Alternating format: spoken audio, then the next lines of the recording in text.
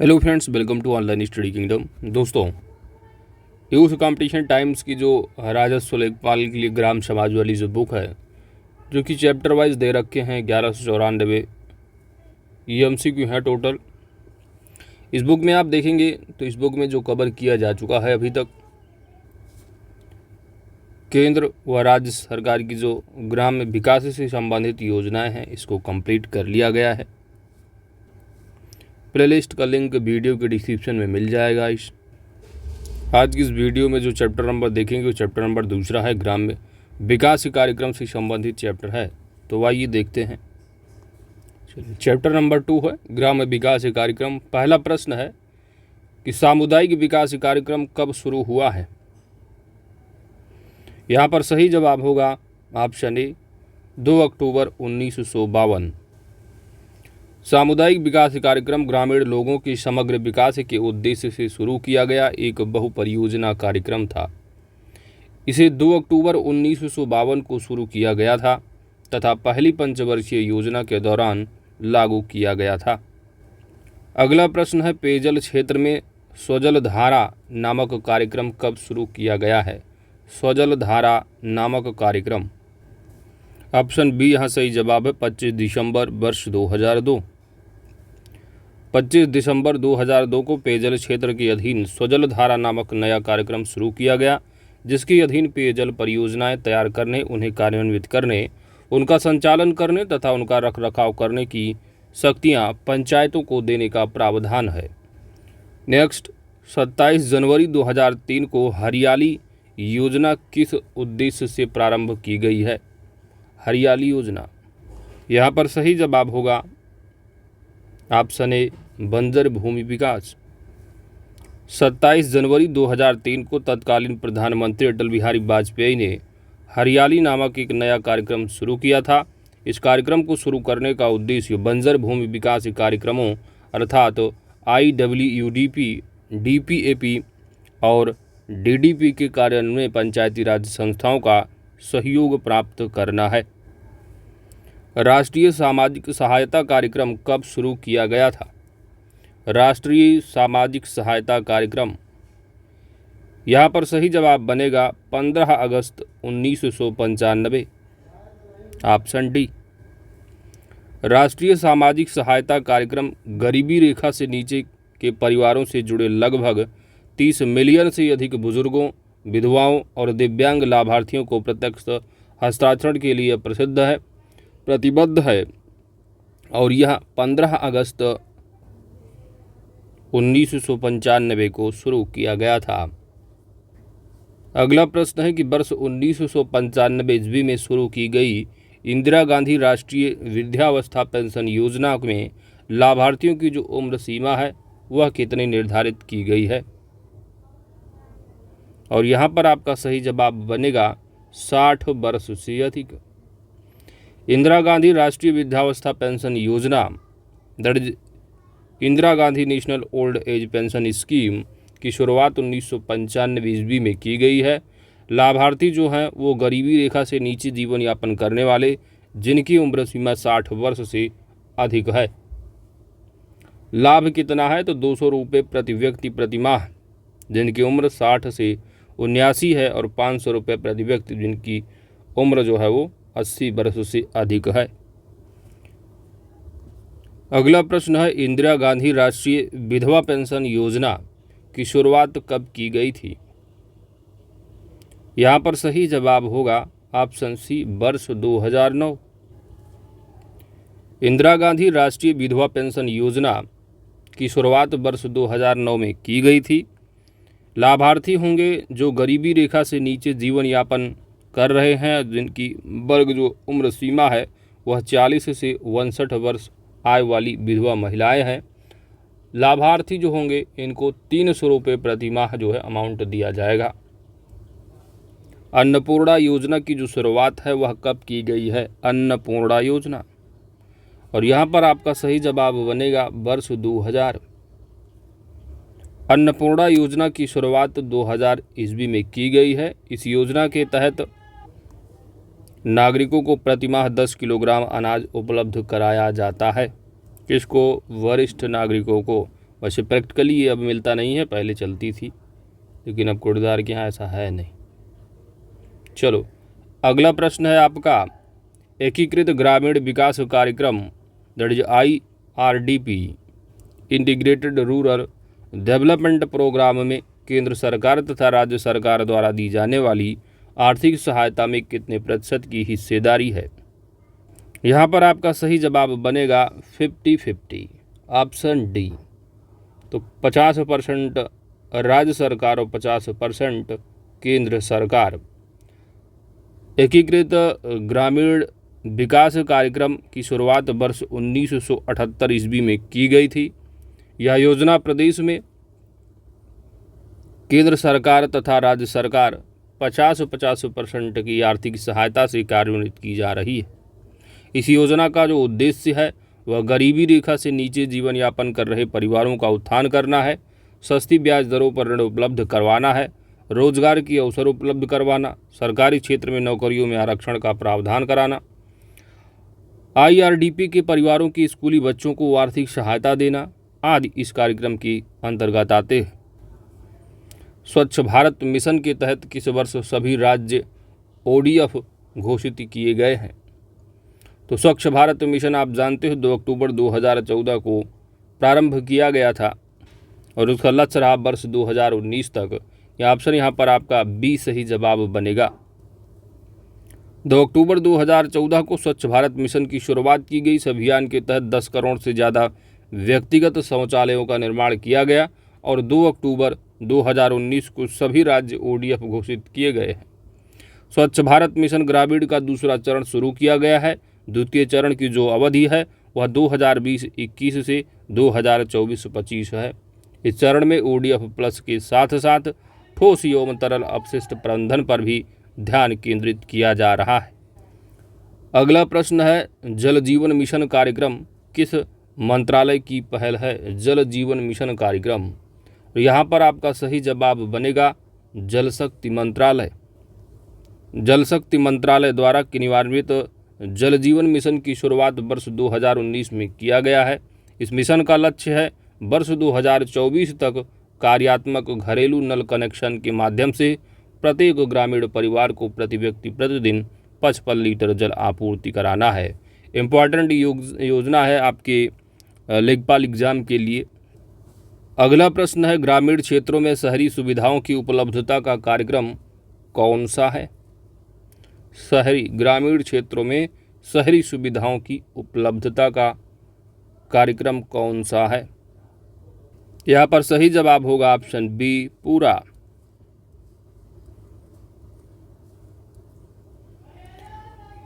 पूरा को पूर्व राष्ट्रपति डॉक्टर APJ अब्दुल कलाम द्वारा जनवरी 2003 में तीव्र एवं सशक्त ग्रामीण विकास के लिए प्रस्तुत किया गया है।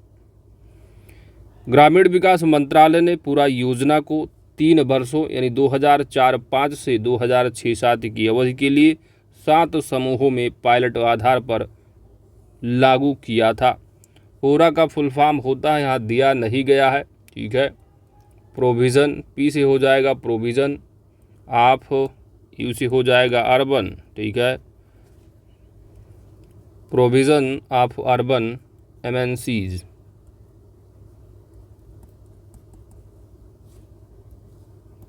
इन रूरल एरिया, ठीक है। जो घटना तक पढ़ाया गया था वहाँ देखे होंगे। चलिए आगे देखते हैं।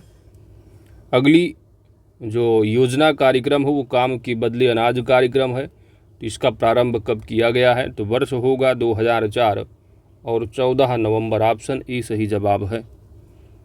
काम के बदले अनाज कार्यक्रम राष्ट्रीय न्यूनतम साझा कार्यक्रम के तहत अनुरूप 14 नवंबर 2004 को देश के 150 सर्वाधिक पिछड़े जिलों में इस उद्देश्य के साथ शुरू किया गया था कि पूरक वेतन रोजगार के सृजन को बढ़ाया जाए। यह कार्यक्रम ऐसे सभी ग्रामीण गरीबों के लिए है जिन्हें बेहतर रोजगार की ज़रूरत है और जो शारीरिक कुशल श्रम करना चाहते हैं। यह कार्यक्रम 100% जो है वो केंद्र प्रायोजित योजना है। इसको भी आपको पॉइंट को ध्यान देना है। 100% जो है खर्चा केंद्र सरकार वहन करती है और राज्यों की खाद्यान्न मुफ्त में मुहैया भी कराया जाता है इसके तहत। तो काम के बदले योजना कब शुरू की गई? 14 नवंबर 2004। और 100% जो है ये केंद्र प्रायोजित योजना है। सघन कृषि विकास कार्यक्रम के अंतर्गत निम्नलिखित में से कौन सा कार्यक्रम चलाया जा रहा है? सघन कृषि विकास कार्यक्रम, यहाँ पर आपका सही जवाब बन जाएगा IADP प्लस IAAP, यानी ऑप्शन सी सही जवाब होगा। वर्ष 1973 ईस्वी में सरकार ने सघन कृषि विकास कार्यक्रम की शुरुआत की थी। देश में खाद्यान्न की ज़रूरत को पूरा करने व किसानों की हालात में सुधार करने के मद्देनज़र इस कार्यक्रम की शुरुआत हुई थी।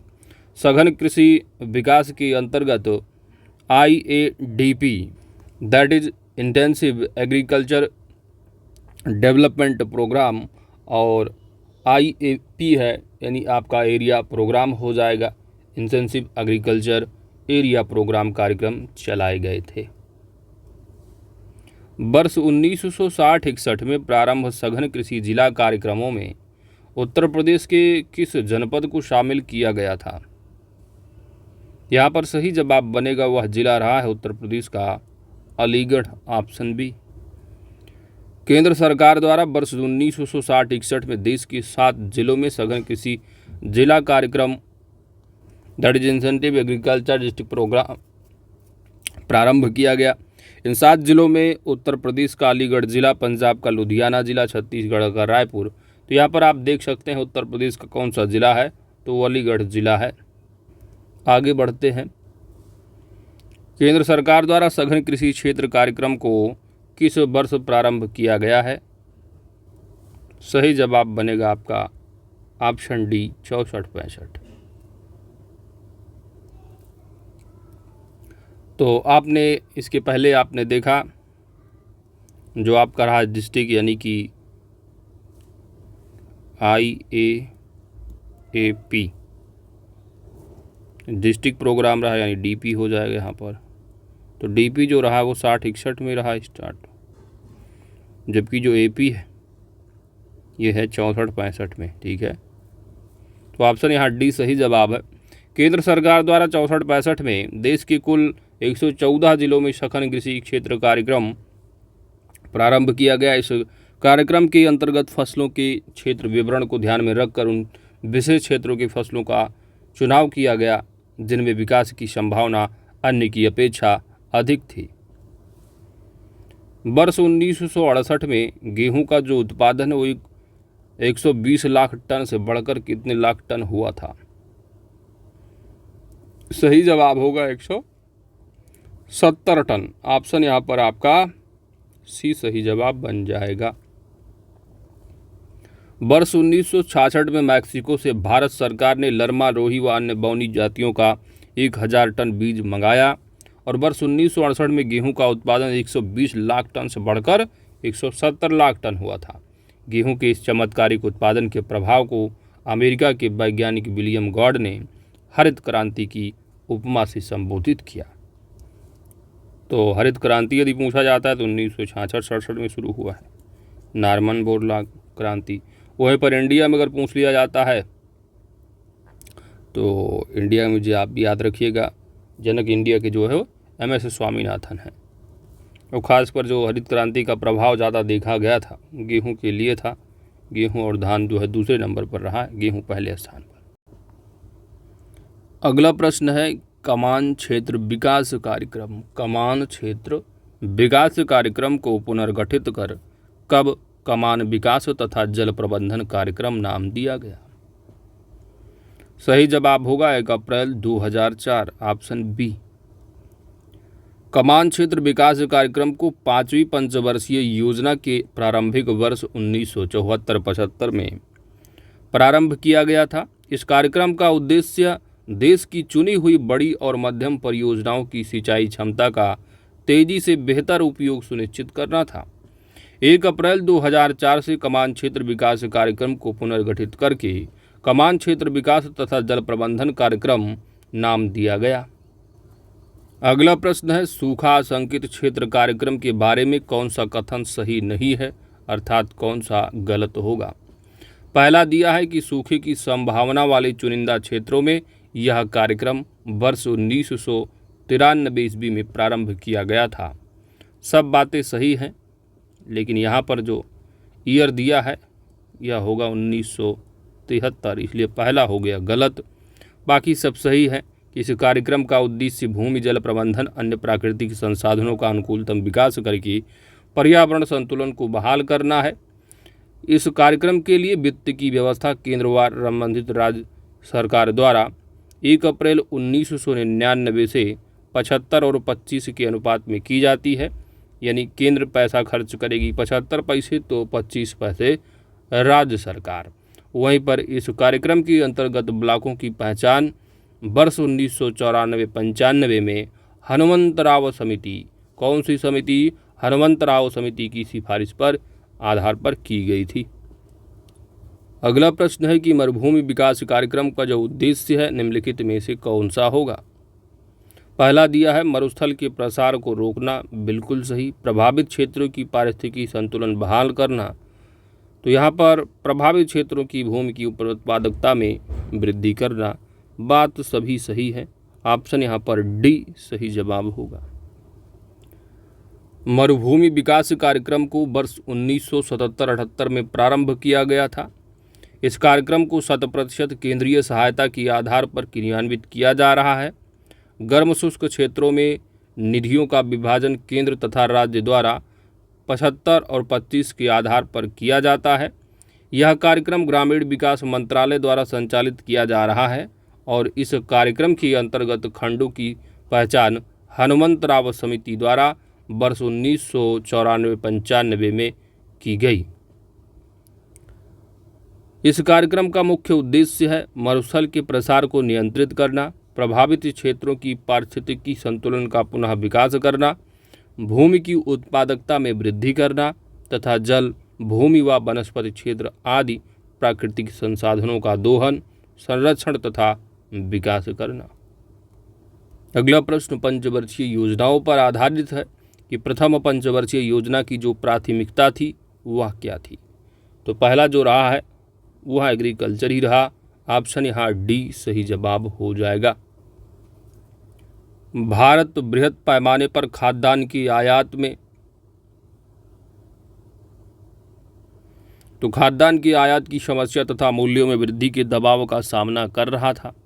भारत की पहली पंचवर्षीय योजना जो कि 1951 से 56 में रही, इसका जो प्राथमिकता रहा इस योजना का वो रहा कृषि को दी गई सिंचाई तथा विद्युत परियोजनाएं शामिल थी। तो मेन जो फोकस प्राथमिकता रहा वह एग्रीकल्चर रहा है। इस उद्देश्य की पूर्ति के लिए सार्वजनिक क्षेत्र के कुल व्यय का 44.6% कृषि को आवंटित किया गया था और इस योजना की शुरुआत सामाजिक आर्थिक विकास के बड़े बड़े लक्ष्यों के साथ शुरू की गई, जो बाद में विफल हो गई। और प्रथम पंचवर्षीय योजना ही सामुदायिक विकास कार्यक्रम, यानी प्रथम पंचवर्षीय योजना के दौरान ही जो आपका सामुदायिक विकास कार्यक्रम रहा है 2 अक्टूबर 1952 को प्रारंभ किया गया था। अगला प्रश्न है कि पांचवी पंचवर्षीय योजना का जो मूल उद्देश्य था वह क्या था? यहाँ पर सही जवाब बनेगा ऑप्शन ए गरीबी उन्मूलन तथा आत्मनिर्भरता। पांचवी पंचवर्षीय योजना में गरीबी उन्मूलन तथा आत्मनिर्भरता पर बल दिया गया था। गरीबी उन्मूलन की लोकप्रियता से एक नई योजना 20 सूत्री कार्यक्रम वर्ष 1975 में प्रारंभ किया गया था। राष्ट्रीय खाद्य सुरक्षा अधिनियम 2013 के अंतर्गत कितने प्रतिशत ग्रामीण आबादी को आच्छादित करने का प्रावधान किया गया है? यहाँ पर सही जवाब बनेगा 75%। ऑप्शन डी सही जवाब होगा। यानी जो ग्रामीण आबादी है, राष्ट्रीय पात्रता जो कार्ड बनता है, अब जो गांव की आबादी का 75% जो है वो कार्ड बनना चाहिए। इसलिए आपने देखा होगा गांव में कार्ड जो है जिनके पास राशन जो है लगभग ग्रामीण आबादी का 75% जो है लोग पा रहे हैं। अगला प्रश्न है आपका राष्ट्रीय, चलिए बाकी तो यहाँ पर आपको मालूम ही होगा कि 5 किलोग्राम प्रति माह के हिसाब से जो है दिया जाता है, जिसमें कि 3 रुपये प्रति किलोग्राम चावल और 2 रुपये किलोग्राम प्रति जो है वो गेहूँ मिलता है और 1 रुपये ग्राम जो है मोटा अनाज जैसे कि चना वगैरह कभी कभी आ जाता है। और आजकल तो वो क्या बोलते हैं चल रहा है रिफाइन वाला है ना, जिसमें कि फ्री वाला भी चल रहा है शायद, जो कि सरकार द्वारा एक्सटेंड किया गया था। उत्तर प्रदेश वालों को मालूम होना चाहिए जून तक, ठीक है, पूछा भी जा सकता है एग्ज़ाम में। चलिए आगे बढ़ते हैं। तो याद रखिएगा, ग्रामीण आबादी को 75% कवर करना होता है, वहीं पर यदि शहरी क्षेत्रों को पूछा जाता है तो 50% बताना है। और यहाँ पर 5 किलोग्राम मिलता है पर यूनिट होता है। एक कार्ड में अगर 4 यूनिट है तो 20 किलोग्राम मिलेगा। लेकिन जिनके पास अंत्योदय कार्ड है यानी रेड कार्ड होता है लाल, ठीक है, तो जिनके पास लाल कार्ड यानी अंत्योदय कार्ड है उनके पास चाहे 1 यूनिट हो चाहे 10 यूनिट हो, उनको कार्ड के आधार पर दिया जाता है 35 किलोग्राम। जबकि खाद्य सुरक्षा अधिनियम के तहत जो राष्ट्रीय पात्रता वाले 75% ग्रामीण आबादी वाले उनमें पर यूनिट 5 किलो। चलो अगला प्रश्न है कि निम्नलिखित में से हरित क्रांति का घटक कौन सा है। यहाँ पर आपका सही जवाब बन जाएगा उन्नत किस्म के बीज प्लस रासायनिक उर्वरक। उन्नत किस्म के बीज, रासायनिक उर्वरक, सिंचाई, रासायनिक कीटनाशक तथा जीवाणुनाशी, रासायनिक खरपतवार नाशक भंडारण, विपणन एवं वितरण हरित क्रांति के घटक हैं। राष्ट्रीय गोकुल मिशन कब शुरू किया गया था। यहाँ पर सही जवाब बन जाएगा वर्ष 2014 होगा। राष्ट्रीय गोकुल मिशन को केंद्रीय कृषि मंत्री राधा मोहन सिंह द्वारा वर्ष 2014 में शुरू किया गया था। इस योजना के माध्यम से स्वदेशी गायों की संरक्षण और नस्ल के विकास को वैज्ञानिक विधि से प्रोत्साहित किया जाना है। कृषि लागत एवं मूल्य आयोग का कार्य कितने फसलों के न्यूनतम समर्थन मूल्य पर परामर्श देना होता है। यहाँ पर सही जवाब होगा कितनी फसलें हैं, तो फसलों की संख्या जो है वो 23 है।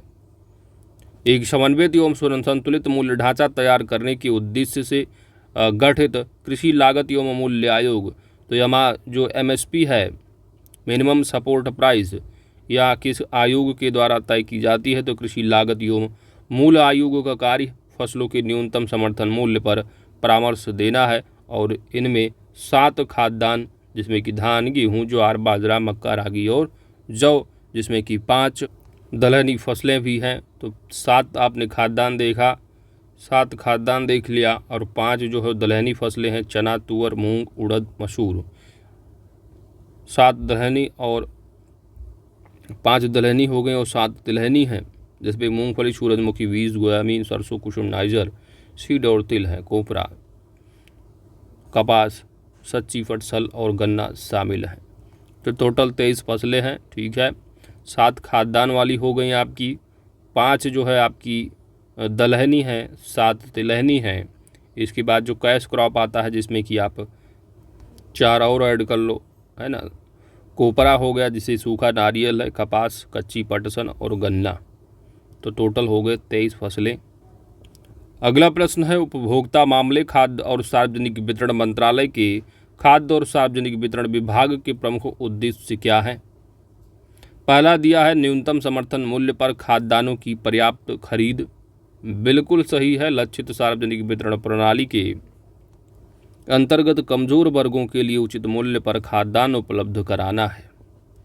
तो उपभोक्ता मामले खाद्य और सार्वजनिक वितरण मंत्रालय का जो मेन काम है, इसके अंडर जो विभाग है खाद्य और सार्वजनिक वितरण विभाग, इसमें जो मेन खाद्यान्न फसलें कहता है जो धान, गेहूँ वगैरह होता है, इनको जो है खरीदारी करती है और वही जो है कोटे के तहत जो सार्वजनिक वितरण प्रणाली है, PDS जो सिस्टम है, वही जो है गरीबों तक पहुंचाया जाता है। तो उपयुक्त तो दोनों यहाँ पर सही जवाब बन जाएगा। उपभोक्ता मामले खाद्य और सार्वजनिक वितरण मंत्रालय के खाद्य और सार्वजनिक वितरण विभाग का प्रमुख उद्देश्य MSP पर खाद्यान्नों की पर्याप्त खरीद और उनका भंडारण तथा खाद्यान्न वितरण करने, अनाज का बफर स्टॉक बनाए रखने, लक्षित सार्वजनिक वितरण प्रणाली के अंतर्गत विशेष रूप से समाज के कमजोर वर्गों के लिए उचित मूल्य पर खाद्यान्न उपलब्ध कराने जैसे उपायों के माध्यम से देश के लिए खाद्यान्न सुरक्षा सुनिश्चित करना है। अगला प्रश्न है कि भारतीय खाद्य निगम के बारे में कौन सा सही नहीं है, अर्थात गलत कौन सा है। भारतीय खाद्य निगम पहला दिया है कि यह उपभोक्ता मामले, खाद्य और सार्वजनिक वितरण विभाग मंत्रालय के अंतर्गत एक सांविधिक निकाय है। बात बिल्कुल सही। यह खाद्य निगम अधिनियम 1964 की अधिनियम द्वारा गठित हुआ। यह भी सही है। इसे सभी क्षेत्रों में क्षेत्रीय कार्यालय सहित 8 क्षेत्रों में बांटा गया है। यह बात गलत है। इसे सभी क्षेत्रों में क्षेत्रीय कार्यालय सहित 5 क्षेत्रों में बांटा गया है, न कि 8। इसकी स्थापना राष्ट्रीय खाद्य नीति के उद्देश्यों के कार्यान्वित के लिए किया जा रहा है। तो सिंपल सी बात है, ऑप्शन यहाँ पर आपका सी सही जवाब बन जाएगा। तो 5 क्षेत्र हैं, उत्तर, दक्षिण, पूर्व, पश्चिम तथा पूर्वोत्तर। निम्नलिखित में से कौन सा सही नहीं है। पहला दिया है कल्याणकारी जो योजनाएं हैं और इनकी मंत्रालय के तहत हैं। पहला जैसे है कि मध्याह्न भोजन योजना। मध्याह्न भोजन योजना जो है, जिसको HRD यानी कि आजकल नाम इसका शिक्षा मंत्रालय हो गया है, तो पहला यहाँ पर हो गया गलत। अच्छा, अगला दिया है गेहूं आधारित पौष्टिकता कार्यक्रम। यहाँ पर ग्रामीण विकास मंत्रालय बताया जा रहा है। यह भी गलत ही है, क्योंकि महिला बाल विकास मंत्रालय के तहत है पौष्टिकता कार्यक्रम गेहूं आधारित। तो यहाँ पर दोनों की दोनों जो बातें हैं, हाँ, दोनों की दोनों जो बातें हैं बिल्कुल गलत हैं। मध्याह्न भोजन योजना मानव संसाधन विकास द्वारा चलाया जाता है, यानी ऑप्शन यहाँ सी सही जवाब बनेगा। यह योजना सरकारी सहायता प्रदत्त स्थानीय निकाय द्वारा चलाए जा रहे स्कूलों के प्राथमिक तथा उच्च प्राथमिक कक्षाओं के विद्यार्थियों को कवर करती है। जबकि गेहूं आधारित पौष्टिकता कार्यक्रम महिला और बाल विकास मंत्रालय द्वारा कार्यान्वित किया जा रहा है। इसके अंतर्गत आवंटित होने वाले अनाजों का उपयोग जो है राज्य अथवा केंद्र शासित प्रदेशों द्वारा समेकित बाल विकास सेवा योजना के अंतर्गत 0 से 6 वर्ष वर्ग के बच्चों, गर्भवती महिलाओं तथा स्तनपान कराने वाली माताओं को पौष्टिक ऊर्जायुक्त आहार देने के लिए किया जाता है। चलिए, अगला आपको सूचीबद्ध योजनाएं दे रखी हैं, किस वर्ष में प्रारंभ की गई, आपको मिलान करना है। पहला दिया है एकीकृत ग्रामीण विकास कार्यक्रम यानी IRDP है, इंटीग्रेटेड रूरल डेवलपमेंट प्रोग्राम। वर्ष होगा 1900 कब। ड्वाक्रा है, तो ड्वाक्रा कब प्रारंभ हुआ है, 1982। 10 लाख कुआं योजना कब की है, 88-89। आश्रय बीमा योजना 1900 यानी 2001-2 हो जाएगा। मिलाओ यहाँ पर, कचार ही है डी। सिंपल सी बात, ऑप्शन यहाँ पर डी सही जवाब बन जाएगा। आगे बढ़ते हैं। सर्व शिक्षा अभियान के अंतर्गत राज्य के इस अभियान का जो उपाध्यक्ष है वो कौन होता है। सर्व शिक्षा अभियान के अंतर्गत यहाँ पर आपका सही जवाब बनेगा ऑप्शन वी, शिक्षा मंत्री। अगला प्रश्न है कि जो साक्षर भारत की शुरुआत है वो कब शुरू की गई है, तो वर्ष होगा 2009। राष्ट्रीय साक्षरता मिशन को पुनः संरक्षित करके नई योजना दैट इज साक्षर भारत सितंबर 2009 में शुरू किया गया। इस योजना के अंतर्गत 7 करोड़ प्रौढ़ों, जिसमें कि 6 करोड़ स्त्रियां होंगी, इनको साक्षर बनाने का लक्ष्य रखा गया। इसमें 15 वर्ष या 15 वर्ष से अधिक आयु के लोगों को साक्षर बनाया जाएगा।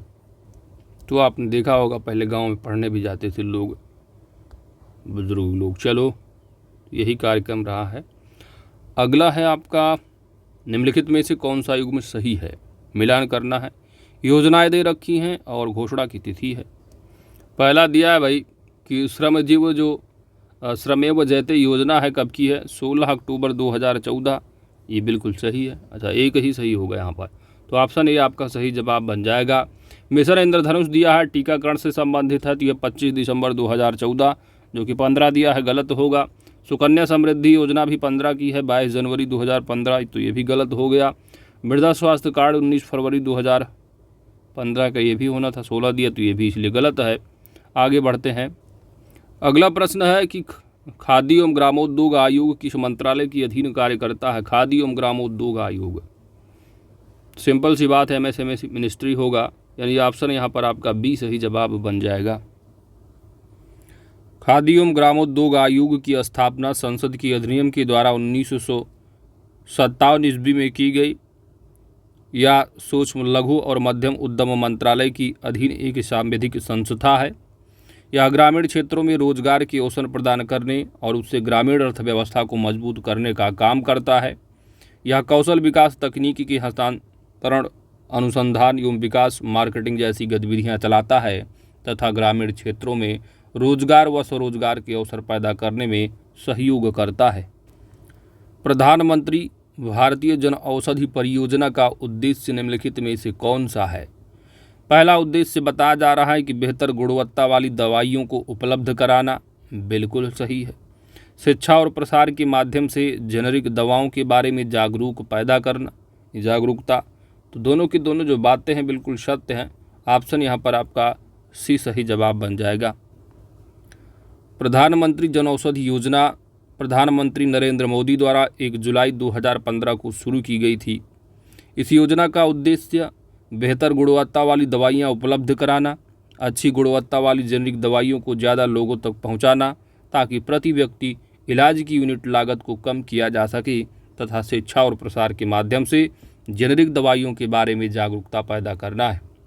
प्रधानमंत्री जन औषधि योजना का जो नाम है वह बदलकर प्रधानमंत्री भारतीय जन औषधि परियोजना कर दिया गया है। अगला प्रश्न है, बंधुआ श्रमिकों का पुनर्वास योजना का प्रारंभ कब है? इसकी शुरुआत इस योजना की शुरुआत 1978 में की गई है। राज्य सरकारों द्वारा किए जा रहे प्रयासों को और अधिक प्रभावकारी बनाने के लिए वर्ष 1978 में बंधुआ श्रमिकों के पुनर्वास के लिए केंद्र सरकार द्वारा एक योजना प्रारंभ की गई।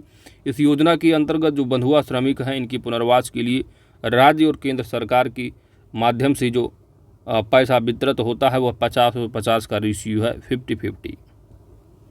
राष्ट्रीय परिवार लाभ योजना के अंतर्गत किस आयु समूह में आने वाले परिवार के कमाऊ व्यक्ति की जो मृत्यु हो जाने पर उसकी परिवार को सहायता प्रदान की जो जाती है, तो सिंपल सी बात है 60 से कम, 60 से ऊपर हो जाएंगे तो वरिष्ठ नागरिक में आ जाएंगे। तो यहाँ पर सिंपल सी बात है 18 से 60 यानी 59 वर्ष ही काउंट किया जाएगा। ऑप्शन यहाँ पर आपका सी सही जवाब बनेगा।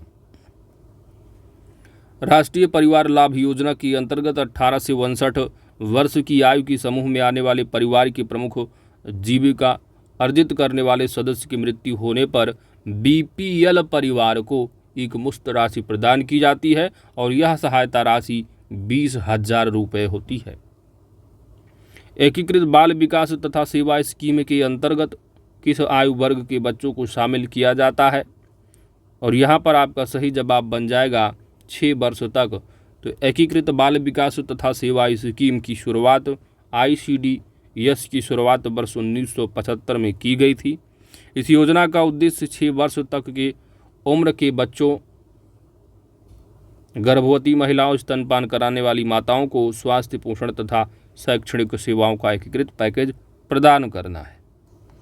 अगला प्रश्न है कि प्रधानमंत्री उज्ज्वला योजना का कार्यान्वयन किस मंत्रालय के द्वारा किया जा रहा है?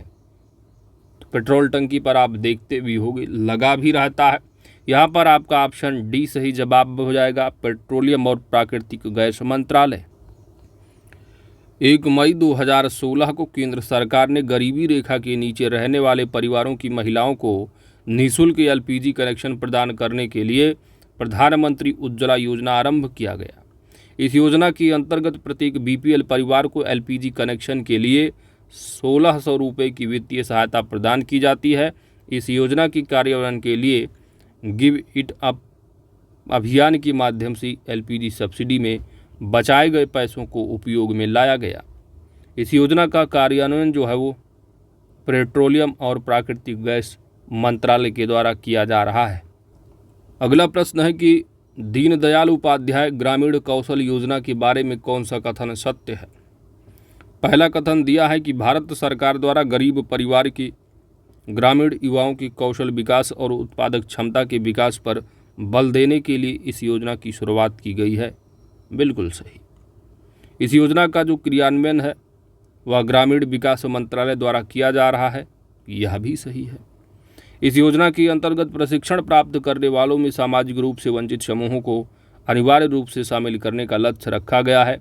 सभी की सभी जो बातें हैं बिल्कुल सत्य हैं। ऑप्शन डी सही जवाब बन जाएगा।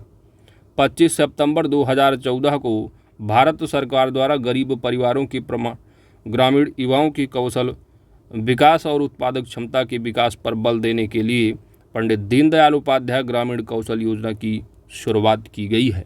इस योजना का कार्यान्वयन जो है ग्रामीण विकास मंत्रालय द्वारा किया जा रहा है।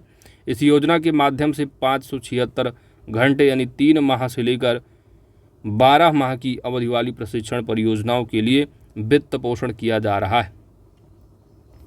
केवल मांग आधारित तथा कम से कम 75% प्रशिक्षुओं को रोजगार देने का लक्ष्य तय किया गया है और इस योजना के अंतर्गत प्रशिक्षण प्राप्त करने वालों में सामाजिक रूप से वंचित समूहों दर्ज SC/ST के लिए 50%, अल्पसंख्यक के लिए 15%, दिव्यांगजनों के लिए 3 तथा महिलाओं के लिए 33% अनिवार्य रूप से शामिल करने का लक्ष्य रखा गया है। सार्वजनिक वितरण प्रणाली का लक्ष्य क्या है? तो सिंपल सी बात है, PDF जो सिस्टम है, जो गांव में कोटेदारी होती है, गरीबों को खाद्य सुरक्षा प्रदान करना। ऑप्शन यहाँ पर आपका B सही जवाब होगा, जबकि काला बाजारी तथा जमाखोरी रोकना यह PDF का लक्ष्य नहीं है। ऑपरेशन ग्रीन्स योजना के अंतर्गत निम्नलिखित में से कौन सा शामिल नहीं है? तो ऑपरेशन ग्रीन के तहत टॉप टमाटो, ऑनियन और पोटैटो हैं, यानी आलू, प्याज और टमाटर, लहसुन नहीं होगा। ऑप्शन यहाँ पर आपका D सही जवाब बनेगा। खाद्य प्रसंस्करण उद्योग मंत्रालय ने टमाटर, प्याज तथा आलू के एकीकृत विकास के लिए केंद्रीय क्षेत्र की एक नई योजना ऑपरेशन ग्रीन्स की शुरुआत की है। अगला प्रश्न है कि प्रधानमंत्री ग्राम सड़क योजना के बारे में कौन सा कथन गलत है? पहला दिया है कि केंद्र प्रायोजित इस योजना का जो लक्ष्य है वो ग्रामीण सड़कें बनाने के काम में राज्यों का सहयोग कर रहा था। ग्रामीण सड़कें संघ सूची का विषय है, गलत होगा, राज्य सूची का विषय होगा। तो इस तरह यहाँ पर आपका ऑप्शन B जो है सही जवाब बन जाएगा।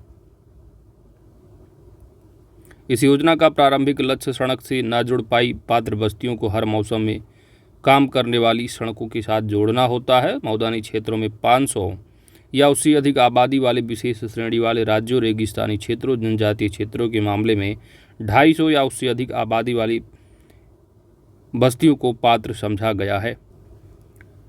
गरीबी में कमी लाने के लिए कार्यनीति के हिस्से के रूप में भारत सरकार ने वर्ष 2000 ईस्वी में प्रधानमंत्री ग्राम सड़क योजना की शुरुआत की। केंद्र प्रायोजित इस योजना का लक्ष्य ग्रामीण सड़कें बनाने के कार्य में राज्यों का सहयोग करना था। ग्रामीण सड़कें भारत की संविधान के अंतर्गत 7वीं अनुसूची में राज्य सूची का विषय है। इस योजना का प्राथमिक लक्ष्य सड़क से न जुड़ने वाले पात्र बस्तियों को हर मौसम में काम करने वाली सड़कों के साथ जोड़ना है। मैदानी क्षेत्रों के लिए जो आबादी हो 500 या उससे अधिक है। वहीं पर विशेष श्रेणी वाले राज्यों के लिए जैसे पूर्वोत्तर, सिक्किम, हिमाचल प्रदेश, जम्मू और कश्मीर तथा उत्तराखंड, रेगिस्तानी जनजातीय क्षेत्रों और 88 चुने हुए जनजातीय तथा पिछड़े जिलों के लिए 250 या उससे अधिक आबादी वाले बस्तियों को पात्र समझा गया है। अगला है राष्ट्रीय भूमि अभिलेख आधुनिकीकरण कार्यक्रम किस वर्ष से लागू किया जा रहा है? राष्ट्रीय भूमि अभिलेख आधुनिकीकरण कार्यक्रम किस वर्ष से लागू किया जा रहा है? यहाँ पर आपका सही जवाब बनेगा वर्ष 2008। राष्ट्रीय भूमि अभिलेख आधुनिकीकरण कार्यक्रम को वर्ष 2008 से लागू किया जा रहा है। राष्ट्रीय भूमि अभिलेख आधुनिकीकरण कार्यक्रम का नया नामकरण करते हुए इसे डिजिटल इंडिया भूमि अभिलेख आधुनिकीकरण कार्यक्रम कर दिया गया है। इस कार्यक्रम के अंतर्गत कई राज्यों व केंद्र शासित प्रदेशों ने अपनी क्षेत्रों की भूमि के रिकॉर्ड की पंजीकरण की प्रक्रिया को कंप्यूटरीकृत कर दिया है। चैप्टर 2 का अंतिम प्रश्न 44 नंबर है। इसी प्रश्न के साथ आपका पूरा जो दूसरा चैप्टर है वो कंप्लीट हो जाएगा। पंचायती राज मंत्रालय के बारे में कौन सा सत्य नहीं है, अर्थात गलत कौन सा है? पहला दिया है कि इसकी स्थापना जो है वर्ष 2004 में की गई है, तो पहली बात तो सत्य हो गई। दूसरा है कि इसका प्रमुख जो कार्य है जिला योजना समिति संबंधी प्रावधानों का अनुपालन सुनिश्चित करना होता है, यह भी सही है। इसका लक्ष्य पंचायती राज संस्थाओं के माध्यम से विकेंद्रीकृत होना चाहिए था, ठीक है। केंद्रीकृत लिखा है, डिसेंट्रलाइज्ड होता है ना कि सेंट्रलाइज्ड, तो विकेंद्रीकृत स्थानीय स्वशासन की व्यवस्था करना होता है। ऑप्शन यहाँ पर आपका C सही जवाब बन जाएगा। यह गलत दिया है। यह ज्ञान के सृजन और उसे साझा करने पर बल देता है ताकि समाधान किए जाने वाले मुद्दों स्पष्ट हो, सार्थक कार्य नीतियाँ तैयार की जाएँ तथा सरकार के भीतर और गैर सरकारी एजेंसियों तथा विशेषज्ञों के बीच भागीदारी है। तो ऑप्शन यहाँ पर आपका सी जो है वो सही जवाब होगा, गलत है। ठीक है, क्योंकि सेंट्रलाइज तौर पर नहीं होता है, विकेंद्रीकृत तौर पर जो है पंचायती राज का विकास है। ऑप्शन यहाँ पर आपका सी सही जवाब बन जाएगा। तो दोस्तों इसी के साथ आपका पूरा का पूरा जो चैप्टर नंबर 2 रहा है 44 प्रश्नों को उत्तर यानी व्याख्या सहित जो है आपने कंप्लीट कर लिया है। वीडियो को लाइक जरूर कीजिएगा, चैनल पर नए हैं दोस्तों सब्सक्राइब भी कर लीजिएगा। जल्द से जल्द जो सभी चैप्टर हैं जल्द से जल्द कंप्लीट कराए जाएंगे। Thanks for watching.